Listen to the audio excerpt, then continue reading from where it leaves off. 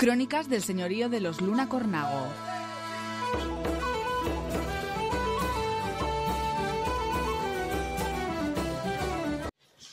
En la primavera y el verano de 1332 se incrementó la tensión en la frontera entre Castilla y Navarra.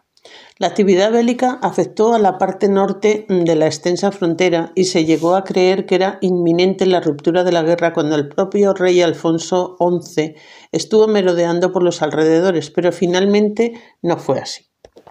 En Navarra se pensó que el ataque se iba a desencadenar entre sus plazas fronterizas de Viana, La Guardia en Álava, la actual Álava, y San Vicente de la Sonsierra en la actual Rioja. En la zona meridional de la frontera, el conflicto se mantuvo latente y solo se apreciaron ciertas actividades políticas y demográficas que favorecieron, con diversa fortuna, la inclinación de determinados enclaves hacia uno u otro reino. Por ejemplo, el 1 de julio de ese año, el gobernador de Navarra buscó la intercesión de Guillén Montpesat, abad del monasterio navarro de San Salvador de Leyre, escribiéndole para solicitarle que hablase secretamente con el de Lescaldieu, a fin de que éste prohibiese al de Fitero que arrendase la granja de Niencebas a gentes extrañas al reino de Navarra. Guillén de Montpesat había sido abad del monasterio castellano de Fitero en 1312, hasta que en junio de dicho año pasó a serlo del monasterio navarro de Leyre, al afiliarse éste a la Orden del Císter, definitivamente dependiendo del monasterio de la misma casa madre que Fitero, Lescaldieu. Fortuny asocia el nombramiento de este abad con la estrategia de la monarquía francesa que gobernaba en Navarra y que con el apoyo del monasterio de Lescaldieu influyó en el proceso de navarrización de la comunidad cisterciense de Fitero. Proceso que, según Fortuny, habría comenzado ya con el nombramiento de un abad navarro, Miguel de Pamplona, que lo fue entre 1292 y 1296. Con esta política laboral y demográfica se intentó inclinar la orientación del señorío castellano de Fitero hacia el vecino reino que estaba ávido por lograr su anexión. En esta misma dirección iban los esfuerzos que por esas fechas realizaron destacados miembros de la nobleza castellana, con gran presencia y propiedades en la zona fronteriza cercana al monasterio de Fitero. La deslealtad de algunos de estos nobles les llevó a aliarse con el gobernador de Navarra en detrimento de los intereses de Castilla, hasta que Alfonso XI desarboló parte de la conspiración mandando apresar y degollar al traidor Juan Alfonso de Haro. Debía de ser el segundo, hijo de Juan Alfonso de Haro I, en su propio castillo de Agoncillo, de La Rioja, en 1333. La mayoría del señorío de Cameros pasó en estas fechas a los hermanos Álvar Díaz y Alfonso Tellez de Haro, aunque parte de lo que había sido ampliado por medio de fechorías quedó en poder del rey, en detrimento de la importancia política de este señorío en la frontera con Navarra y Aragón. Quizás esto motivó que Alfonso Tellez mantuviese cierto distanciamiento y que llegase a enfrentarse con Alfonso XI. La parte del señorío que había quedado en manos de otro de los hermanos, su hijo Alfonso López de Haro y su nieto, el último titular de esta dinastía, Juan Alfonso de Haro III, ya no tuvieron la relevancia en el poder que tuvo su padre y que sí volvió a tener el señor de Cameros, al pasar en 1366 a manos de Juan Ramírez de Arellano. Por otra parte, Álvar Díaz tuvo un hijo homónimo que fue el que se casó con Urraca Corbarán de Lejet, quien a su vez fue hija de la aragonesa Sancha Vallés de Foces y del noble navarro Johan Corbarán de Lejet, alférez del estandarte real de Navarra, que en el golpe de estado de febrero de 1328, por el que se destituyó al gobernador de Navarra y a otros oficiales que había nombrado el rey de Francia, fue elegido como gobernador de Navarra junto con Juan Martínez de Medrano. Siendo los escudos de armas de ambos cónyuges casados en 1326 los que figuran en una pequeña cajita de madera policromada que se conserva en Fitero y cuya finalidad estuvo relacionada con la de un ajuar de bodas, quizá el de la propia Sancha Vallés de Foces, según los identificó Menéndez Pidal, datándolos en el segundo cuarto del siglo XIV. concretamente entre 1320 y 1326, de acuerdo también con sus caracteres estilísticos.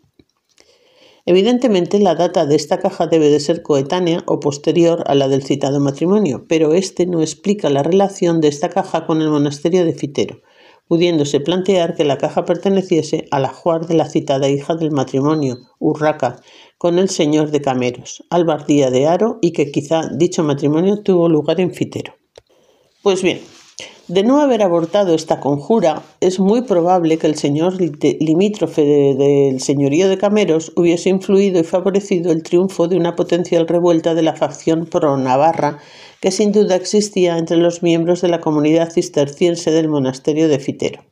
Pues no hay que olvidar que, a diferencia de los señoríos laicos, la evolución demográfica de los señoríos monásticos tenían un alto grado de inmigración, y en el caso del fronterizo monasterio de Fitero es de esperar que la procedencia de los cistercienses fuese la de cualquiera de los reinos vecinos e incluso de allende de sus límites naturales, o sea, de Francia. A lo largo de 1334, Alfonso XI todavía dedicó gran parte de su actividad a solventar asuntos similares con otros nobles que habían mostrado su deslealtad, y aunque no les aplicó medidas tan drásticas como la del señor de Cameros, consiguió minimizar la amenaza que esto suponía para el control de la frontera con Navarra y de todo el reino en general. De modo que a principios de 1335 el reino ya estaba más apaciguado y el rey se sintió suficientemente seguro y cómodo con la nueva situación como para celebrar torneos a mediados de abril en Valladolid. Mientras tanto, las maquinaciones del botellero del rey de Francia y gobernador de Navarra, Enrique de Sully, no habían cesado, y también a principios de este año comenzó a asegurar las defensas de las villas de la Merindad de Tudela como paso previo al inicio de los preparativos de una inminente guerra con Castilla por esta parte de su frontera.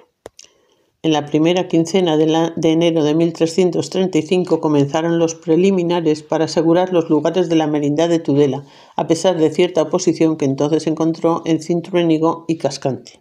A continuación, ordenó al merino de Tudela, Pierre d'Aubigny, que hiciera una ronda para verificar la consecución y el estado de los aprestos, cosa que éste hizo a lo largo del mes de mayo.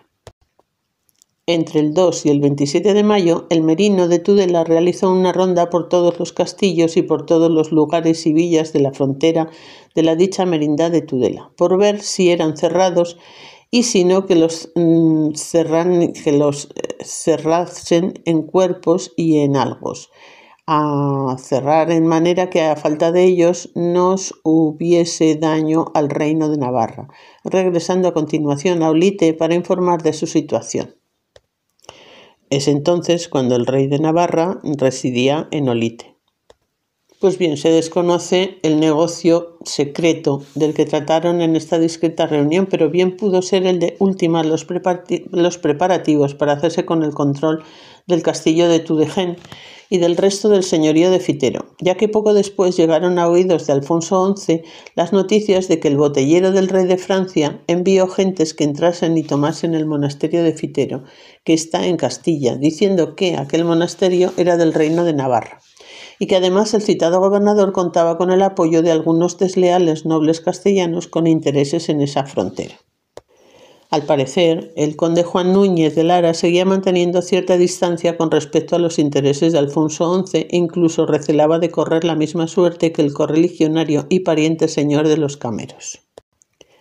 así como de tropas aragonesas que estaban lideradas por el propio infante y futuro rey aragonés Pedro IV el Ceremonioso, en virtud de los recientes acuerdos de colaboración que éste había alcanzado con los aliados navarros. El tratado con los navarros fue suscrito el 2 de febrero de 1333 y confirmado por el rey de Aragón, Alfonso IV el Benigno, el 23 de enero de 1334. Incluía el proyecto de matrimonio del citado primogénito aragonés con la infanta Juana de Navarra, que después, al consagrarse a la vida religiosa, fue reemplazada por su hermana María.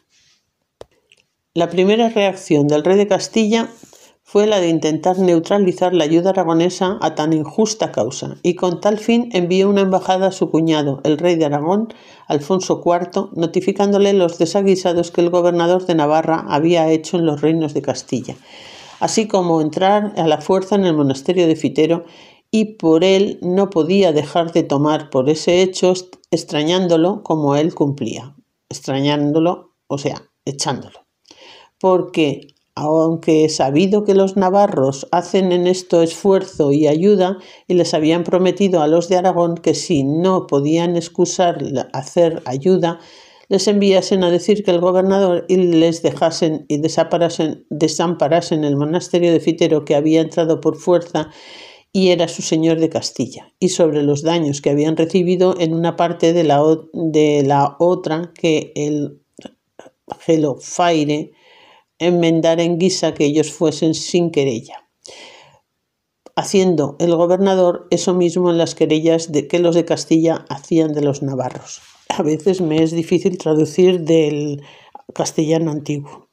En fin, que se debía de referir al ataque castellano por el que fue destruida la villa de Navarra de Araciel, cuyas ruinas se encuentran situadas a orillas del río Alhama, al noreste de Corella, entre esta ciudad navarra y la Rioja de Alfaro y de Cadreita, en octubre del año 1334. Pues bien, a pesar de tan buena disposición, la gravísima enfermedad que padecía el rey de Aragón y que le costaría la vida a principios de 1336, hizo que le respondiese que no podía trabajarse de ninguna cosa que aquello que el rey le enviaba a decir, y entonces que si por mandato y por ruego del infante don Pedro, su hijo primo heredero, algunos quisieran y hacer ayuda al gobernador de Navarra, que no estaba esta guisa de podérselo contratar, por la dolencia que aquel tenía